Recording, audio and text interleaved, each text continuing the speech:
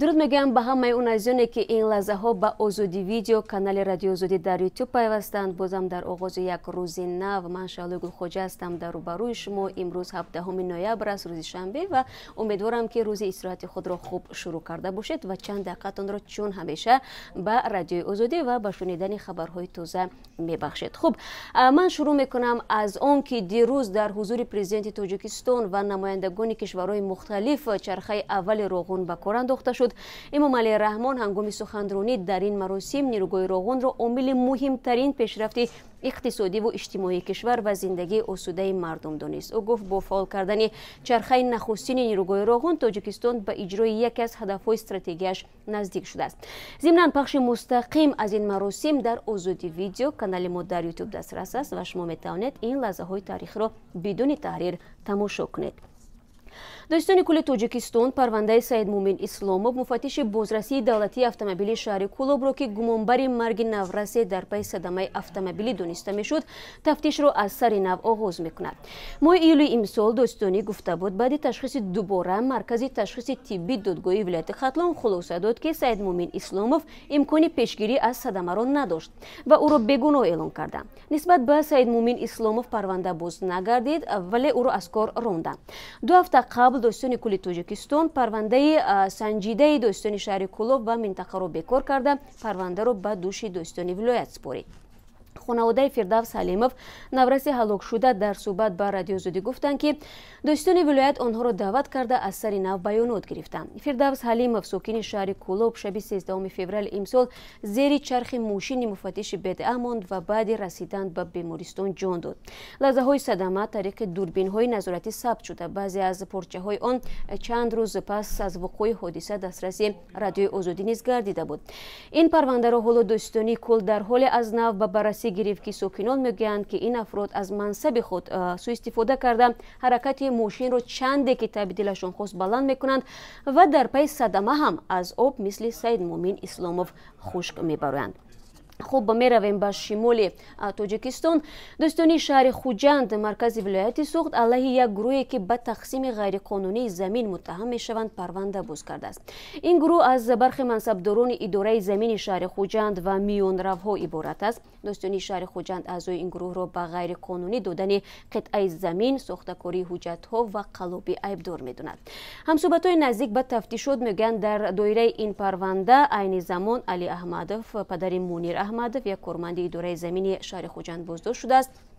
مقامات دادستانی همچنین عبدالخلیل یورماتov رئیس اداره زمینی شهر خوجند را به بازپرسی دعوت کردند. او هنوز برای پاسخ دادن به سوالهای تفتیشات حاضر نشده است. اما همکاران عبدالخلیل یورماتov در اداره زمینی شهر خوجند میگویند او هنوز رهبری اداره را بر عهده دارد ولی عین زمان در جای کار نیست.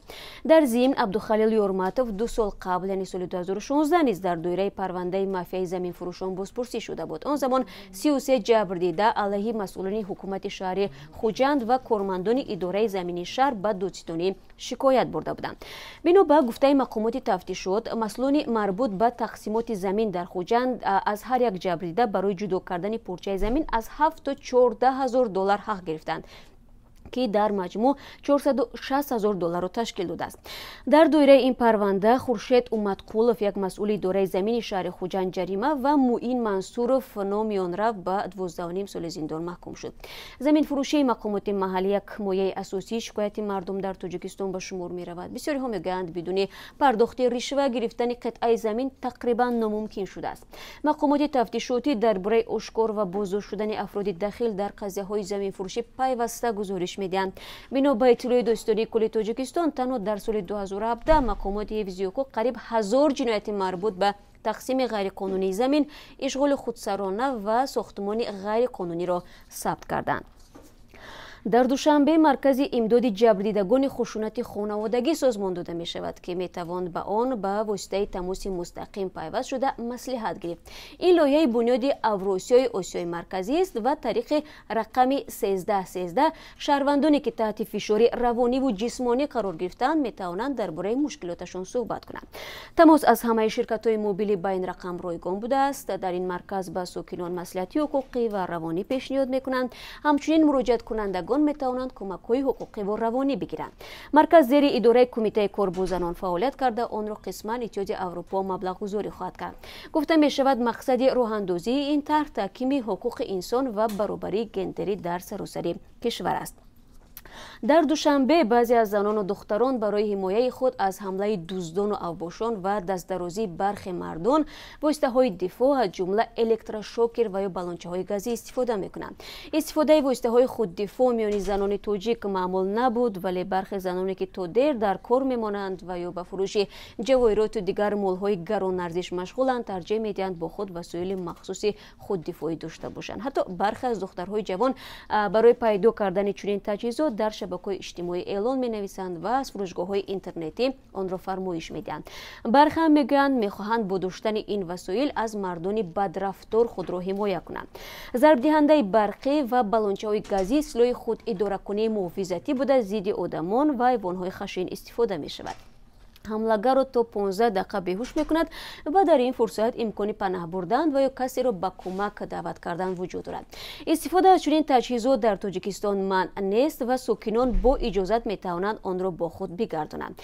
یک منبع از وزارت کارهای داخلی به رادیو آزادی گفت این واسطه ها تنها برای دفاع از خود است و هر کس در صورت حمله دزدان و اوباشان آنها را به کار میبرند.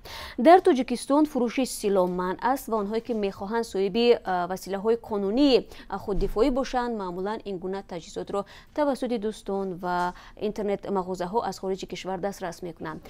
ارزش این گونه تجهیزات از 200 تا 600 سومانی بوده است، اما برخی به این باورند که بهترین واسطه خود دفاع برای زنان یاد گرفتن هنرهای ورزشی و حربی است که مخصوص برای محافظت از خود است. با گفته استادان ورزش اصولهای خود محافظتی را زنان میتوانند در نزد مربیها آموزند. جستجو و استفاده واسطه‌های خود دفاع در حالی است که مقامات از افزایش موارد دزدی و اوباشی در کشور اظهار نگرانی میکنند. بر اساس آمار رسمی وزارت کارهای داخلی تنها در یک ماه اخیر 12 حمله و غارت کردن اشیا و جواهرات زنان ثبت شده است. روز جمعه در استانبول دوستان مراسم جنازه رمزی روزنامه‌نگار کشته شده جمال خاشقجی را دایر نمودند. مراسم در مسجد فاتح برپا شد. حاضرین ابراز داشتند که اظهارات دوستان سعودی برای احیای عدالت در نسبت خاشقجی کافی نیست. یاسین اوکتای مشاور پرزیدنت ترکیه از شاهزاده ولیعهد محمد ابن سلمان دعوت کرد که به تفتیش کشتار خاشقجی دخالت نکند. چند هفته به این سو نزدیکان خاشقجی از مقامات ترکیه و عربستان سعودی طلب دارند که مکان جسد خاشقجی را برای تشخیص و دفن به آنها سپارند. معلوم است که جسد خاشقجی بعد کشتار او پاره شده است و برگزاری مراسم جنازه رمزی معنی آن را داشته است که نزدیکان پیدا نمودن جسد را از احتمال دور می‌دانند. خبرگزاری سپوتنیک از قبل ریاست امور داخلی دوشنبه می‌نویسد کارمندان شعبه بدعت در پایتخت به 24 شرکت مسافرکشانی وابسته کرده شدند. این اقدام با مقصد بلند برداشتن معرفت و مدنیت و معاشرت رانندگان هنگام معامله با میزاجان معین و رفع سبب و شرایط‌های به صادرشوی صدمه‌های نقلیاتی از بین بردن مناسبت دغل و دیگر حرکت‌های میده و بوشونه در داخل نقلیات جمعیتی و به طور حتمی فعالیت نمودن رانندگان نقلیات جمعیتی و یاردمچیان آنها با لباس‌های یگانه راه‌اندازی کرده است. موافق فرمان مخصوص سردار ریاست امور داخلی شخصان مسئول به طور دائمی نه کمتر از یک مرتبه دوام هر 10 روزه به کارخانه و تشکیلات نقلیاتی وابسته گردیده می‌روند و معلومات‌های ضروری را جمع آورده فعالیت کارخانه‌ها را زیر نظارت قطعی قرار می‌دهند. گفته می‌شود این اقدام تجربه نو بوده برای اولین بار در حدود تاجیکستان عملی می شود و مؤسسه دولتی ازبک کنسرت از 13 نوامبر آوازخوان شهلو احمدو را از ادامه فعالیت محروم کرد. نام آهنگ آوازخوان شهلو احمدو با سرود باران تابستانی که در آن مناسبت‌های دختر و پسر خیلی آشکارا به نمایش گذاشته شده است به فرهنگ ملی، ارزش‌های مردمی و اخلاق شرقی موافقت نمی‌کند. شرح می‌دهد مرکز مطبوعاتی ازبک کنسرت. بجز این مرکز مطبوعاتی ازبک کنسرت ذکر می‌کند که صرف نظر از آگاهی با تکرار نام آهنگ سراینده هنوز در شبکه‌های اجتماعی می‌چرخد. این آهنگ 8 نوامبر در یوتیوب نشر شد. تا امروز آن را بیش از 185,000 دفعه تماشا کردند. باید گفت که شهلو احمدو 24 ساله در ولایت سرخندری ازبکستان تولد شده است و در ازبکستان آوازخوانان تنها با اجازتنامه مخصوص مقامات حق فعالیت کردن را در این ساحه دارند. خب بینندگان عزیز، سپاس که در این چند دقیقه ما را تماشا کردید و ما شما را فردا با خبرهای بیشتر از این منتظر می شویم. تا آن دم روزی خوب داشته باشید و خدا نگهدار.